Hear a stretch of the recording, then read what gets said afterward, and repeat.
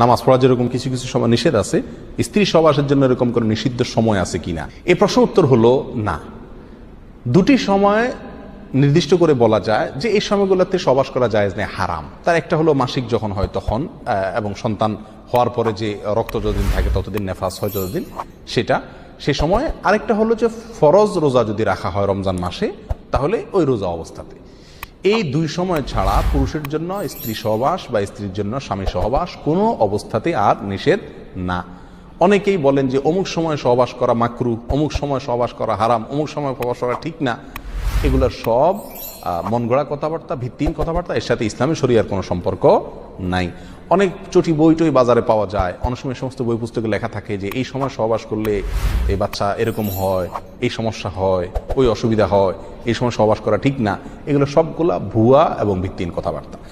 চিকিৎসা বিজ্ঞানীদের যদি কোনো পরামর্শ থাকে ভরা পেটে করা ঠিক না বা অমুক তমুক, এরকম যদি কোনো থিওরিক্যাল কথা কোনো ডাক্তার, কোনো বিশ্বস্ত কোনো মানুষ বলে থাকেন, তাহলে সেক্ষেত্রে সেটাকে আপনি আমলে নিতে পারেন। কিন্তু ইসলামী শরিয়ার পক্ষ থেকে আপনার জন্য কোনো সময় সহবাস করা নিষেধ নয়, মাকরু নয়। আবার কোনো সময় সহবাস করলে বেশি উত্তম হবে, ভালো হবে, সন্তান ভালো আসবে বা ভালো কোনো ফল আসবে, এরকম কোনো জিনিসও ইসলামী শরিয়াতে নাই। এটা সম্পূর্ণ যার যার অভিরুচির উপর নির্ভরশীল, যার যার অভিরুচি অনুযায়ী যে কোনো সময় সহবাস করতে পারে।